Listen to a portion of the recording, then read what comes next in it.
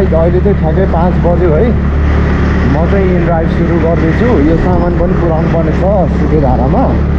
5 बजे पुऱ्याउनु पर्ने थियो, यहाँ 5 बजेको। अब हेरौँ यदि म त्यहाँ ढिलो भयो भने कोटेश्वर पुऱ्याउनु पर्ने हुन्छ। अनि म जाँदैछु गङ्गालाल हस्पिटल छेउबाट राइट एक्सेस गरेको छु धुम्बाराईसम्मको। अलिक टाढै छ छनु चाहिँ। आज चाहिँ होली हो है गाइस। हिजो पानी परेको थियो अनि त्यही भएर एकदम चिसो छ आज काठमाडौँ। रोडहरू स्टिल चिसो छ कि अलिअलि चिसो छ। यो कालो कालो भएको चिसो हो। अहिले म भर्खरै राइट इन गरेँ है। प्यासेन्जरलाई रेट गरौँ। ओके एउटा राइड पाइयो त्यसो चाबेलसम्म सफल कारखाना बस बिसाउनेबाट Chabahil plaza ring road accept भयो है। जम्मा 60 रुपियाँको मात्रै हो। यही पनि जानु पर्यो। खाली बस्नुभन्दा त एक्सेप्ट गरेको राम्रो। तपाईँ हो चाबेल जानु? हजुर हजुर ओके हुन्छ गाइस। अब यो सामान पुऱ्याउन चाहिँ यहाँ चाबेलमा अघि 5 बजे ल्याउ पुऱ्याउनु पर्ने थियो। अलिक ढिलो भयो अनि अब डाइरेक्ट कोटेश्वर लानुपर्ने हुन्छ। मैले यहाँसम्म चाहिँ मैले 2टा राइड एक्सेप्ट गरेँ। अब डाइरेक्ट कोटेश्वर जान्छु, सामान पुऱ्याउँछु अनि मात्रै म फेरि ड्राइभ कन्टिन्यू गर्छु है। राति नै छ अहिले चाहिँ, बिहानको 5:20 हुँदैछ भर्खर। हेलो दाइ दाइ। हेलो दाइ। हजुर 8243 गाडी नम्बर कहाँ जानु? यो खै कहाँ हो? हिजोको दाइलाई कल गर्नु न है। मलाई उतै लाने भने सामान। हजुर सामान मात्रै पठाउनु भएको मलाई त।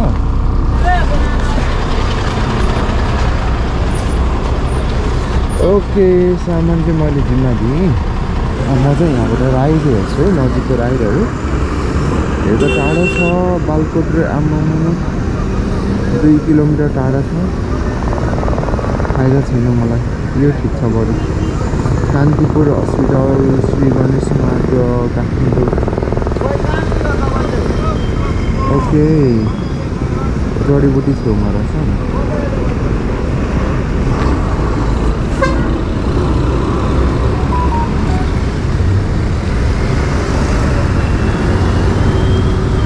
ओके म आउँदैछु भने है मैले मेसेज कल गर्नु परेन। मेसेजमै मैले भने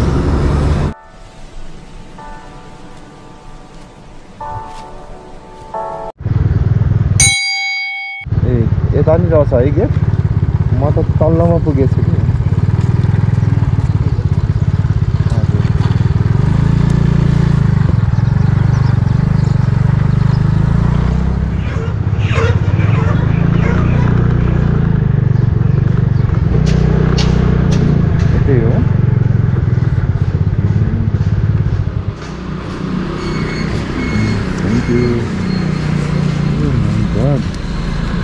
₹90 भएको थियो। उहाँले चाहिँ मलाई 100 रुपिस दिनुभयो। 10 रुपिस टिप्स आयो है मलाई। फर्स्ट टाइम टिप्स आयो है आजको लागि। 90 रुपियाँ थियो, 100 रुपियाँ दिनुभयो। धन्यवाद। अब यहाँबाट फेरि अर्को राइड हेरौँ नजिकमा कहाँ छ भनेको त। 3.3 किलोमिटर टाढा रहेछ। यो धेरै टाढा जानुहुन्न। यत्रो टाढा घाटा हुन्छ। हजुर हो गौशाला गौशाला। ओके म हेर्छु है गौशाला। हजुर आराम हो। कहाँ जाला भन्नु दियो यार सायद टाढै भन्नु पर्दैन। टाढै हो रामै छ भाउ रामै छ। गौशाला 120 देखाउँछ। होली खेल्न भाइ 120 देखाएको छ। ओके ल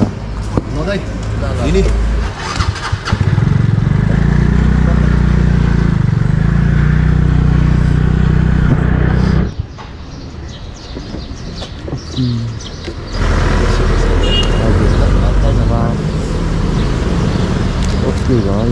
यहाँसम्मको चाहिँ 120 थियो। अफलाइनमा आएको है म चाहिँ। फेरि अहिले चाहिँ 25 देखाउँछ। अघि 120 देखायो कोही बात नहीं। अनि उहाँसँग अब सबैसँग इन्ड्राइभ पठाउ हुँदैन नि त। एप्स हुँदैन अनलाइन आउनलाई। खासमा त्यसरी अफलाइन चाहिँ गर्दिनँ। कहिलेकाहीँ यसरी गर्नुपर्ने हुन्छ कि मान्छेहरूसँग हुँदैन नि त एप। अनि कहाँ फल्ना ठाउँ जाने कति हो भनेर सोध्नुहुन्छ अनि म यसो अनलाइनमा हेर्छु अनि जति उठ्छ अनि म त्यतिमा लगिदिरहन्छु। अनि भर्खर उत्तेजित भयो। म चाहिँ यता कौशल टार आइपुगेको छु। यहाँबाट अर्को राइड एक्सिडेन्ट भएको छ यहाँ भित्र रहेछ, त्यही पनि कल गरेर जानु पर्यो। कल गरेन भने त क्यान्सल भइहाल्छ क्या। अहिलेसम्म कति हुँदैछ पैसा त्यसरी हेर्नु पर्यो। हेलो हजुर, लोकेसनमा आउँदा हुन्छ? हुन्छ। ओके ल सर। रेड क्रसमा आउनु बस्ने ठाउँ छ नि त्यहाँनिर। हजुर, यो म्यापमा भएकै लोकेसन हो? हजुर, म्यापमा देखाएकै लोकेसन हो? म्यापमा देखाएकै लोकेसन हो। ओके हुन्छ, ठिक छ।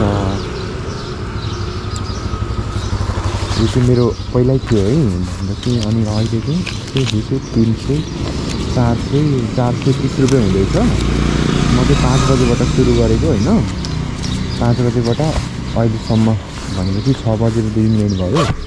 1 घन्टा भयो लगभग।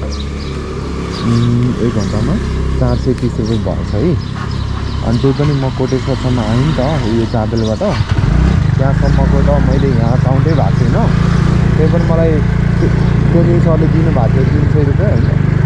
त्यो सामान पुऱ्याउने चाहिँ मलाई 300 रुपियाँ दिनुभएको थियो क्या पेनिङ सरले। त्यो पनि प्लस गऱ्यो भने त धेरै हुन्छ, नत्र पनि 400 भयो भनौँ न। अब त्यहाँबाट पनि चाबेलबाट पनि कोटेश्वरसम्म नि मान्छे ल्याएको भए चाहिँ लगभग 100 रुपियाँ जतिको आउँथ्यो होला, 500 रुपियाँ जति हुन्थ्यो होइन घन्टाको। ल भनौँ न अहिले घन्टाको 400 रुपियाँ भयो क्या। 400 घन्टाको 400, 500 कुन काम गर्दाखेरि हुन्छ नेपालमा? गाह्रै छ कि, मुस्किलै छ होइन। त्यही भएर पठाकिन ड्राइभ एकदम बेस्ट छ। अलिकति सेफ्टी चाहिँ हुँदैन, आफू जोगिएर चलाउनुपर्छ, अरू ठिक छ। अनि अब अर्को राइड एक्सेस भएको छ यहाँबाट 200 रुपियाँमा कलङ्कीसम्मको। अब लगभग आधी घन्टामा पुगिन्छ होला 6:30 तिर। अनि अब आधी घन्टामा 200 भनेपछि त 1 घन्टामा त 400 रुपियाँ त हुने भयो नि त। तर जाम हुनु भएन। यो चाहिँ फेरि बिहान मात्रै यस्तो हुन्छ है कमाइ राम्रो चाहिँ। दिउँसो चाहिँ अलि हुँदैन, जाम हुन्छ। अनि घन्टाको 250, 300 मात्रै बस्छ दिउँसो चाहिँ। बिहान र राति चाहिँ एकदम फाइदा हुन्छ। छोटो समयमा धेरै अर्निङ हुन्छ, जाम हुँदैन, सरर घुम्न पाइन्छ। ओके, म चाहिँ लोकेसनमा आइपुग्न लागेँ। अलि माथि होला नै हुन्थ्यो। कलङ्कीको लागि समीक्षा कि के नामबाट हो? ओके हो रहेछ।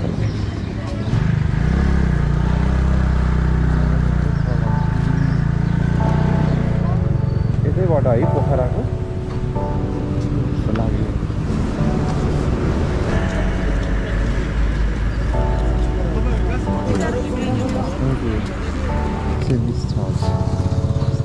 पावर ब्याङ्कहरू यता राखौँ।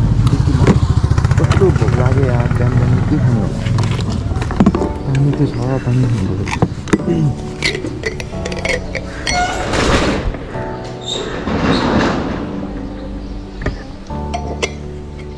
केही खानेकुरा बोकेको छैन।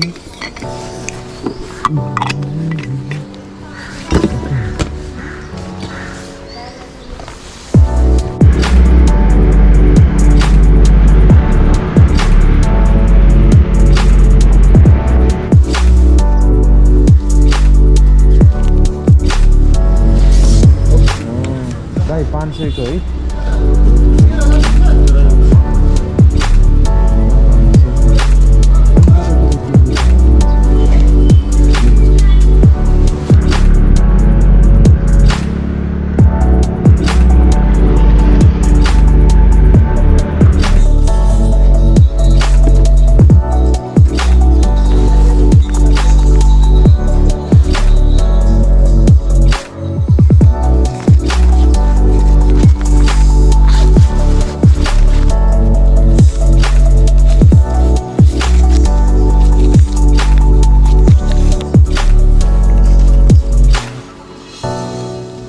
बाटै छैन, म्यापले चाहिँ बाटो देखाउँछ यार।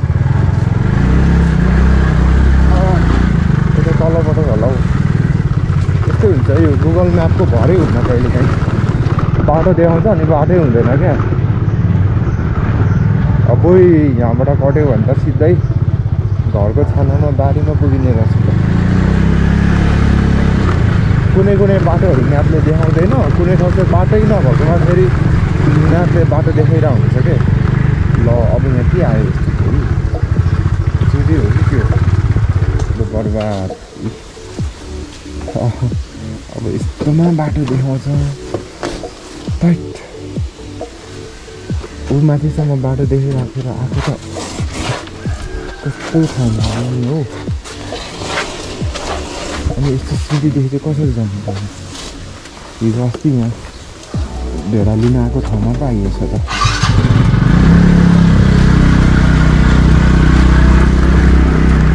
यहाँ गङ्गो दाईसँग भेडाको मासु लिन आएको नि, ठ्याक्कै त्यो भेडाको मासु लिन आएकै गेटमा पो आइपुगेछ।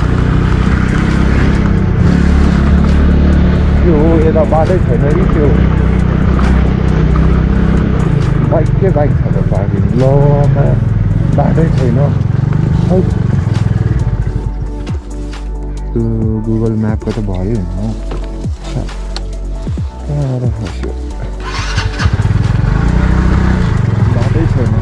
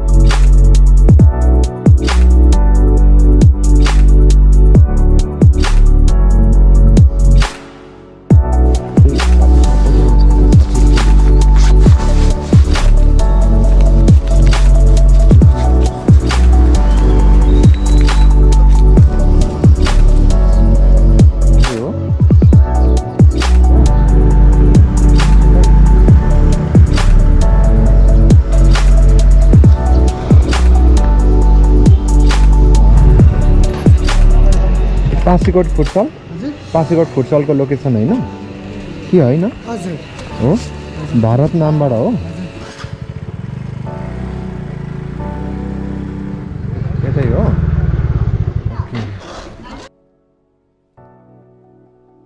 140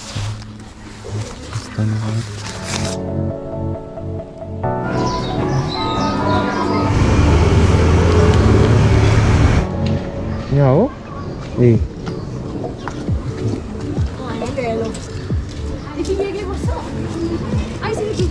यता सुन्दारा होइन त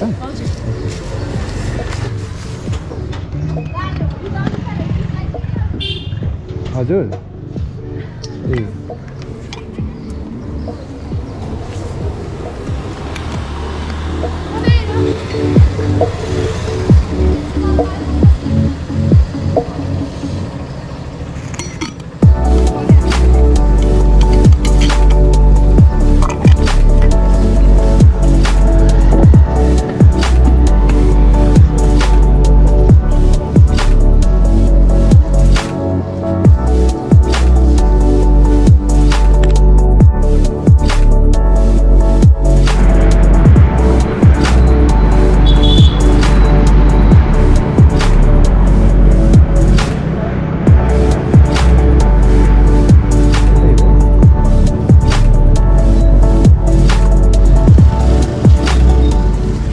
कति कति हो हजुर आमा धेरै हुन्छ मलाई त अलि थोरै पाउँदैन यो लिनु न सयको यति यति छ सबै कलर छ सयको सयको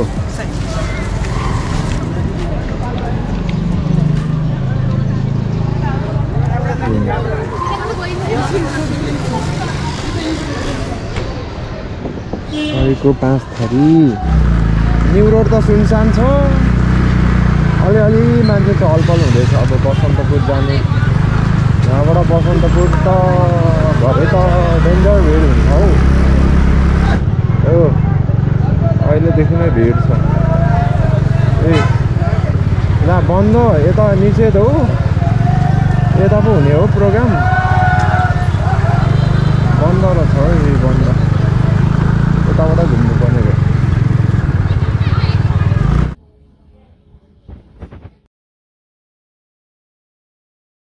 के गाइस भर्खरै राइड सक्यो यहाँ म नयाँ बानेश्वरतिर छु अब अर्को राइड छ यहाँबाट उता सुन्धारापट्टितिरको छ सुन्धारा साइडतिरको छ अनि अहिले चाहिँ बेलुकाको 8 बजे छ है म बिहान 5 बजेबाट सुरु गरेको 12 बजे 15 घन्टा भयो है मैले कन्टिन्यू काम गरेको बिचमा म 1 घन्टा जति चाहिँ रेस्ट गरेँ खाना खाएँ रेस्ट गरेँ फोनहरू चार्ज गरेँ होइन स्कुटर पनि धेरै तात्दै थियो अनि रेस्ट भयो स्कुटरलाई पनि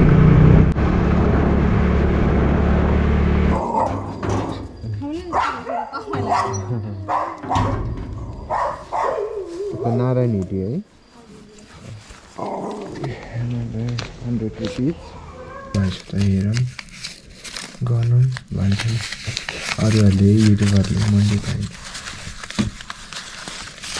कता गयो नोटहरू 20 को नोट त एउटै छैन नि त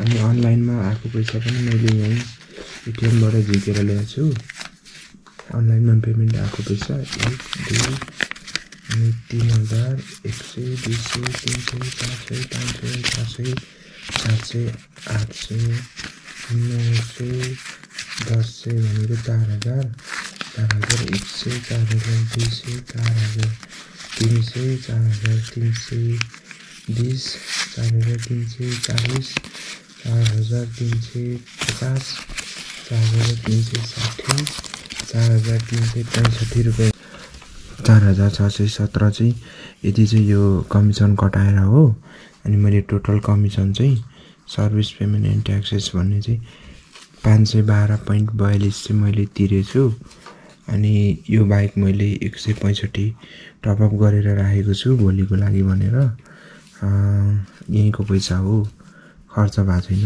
यहाँ राखिराखेको छु आइएमई पेमा भोलि इन्ड्राइभ गर्दा फेरि चाहिन्छ आज मेरो सबै ब्यालेन्स सकिएको छ यहाँको इन्ड्राइभको जस्तै यो वालेटमा गयो भने यसरी देखाउँछ मेरो -14.5 रुपिस भइसकेको छ भोलि टपअप गर्नुपर्छ भोलिको लागि अनि मैले आज पेट्रोल हालेँ 3 चोटि सुरुमा 500 अनि सेकेन्ड चोटि 500 अनि अघि आउने बेला 100 गरेर जम्मा 1100 को पेट्रोल हालेँ अनि त्यसपछि 100 रुपियाँ चाहिँ मैले त्यो ओलीको रङ किन्दाखेरि खर्च गरेँ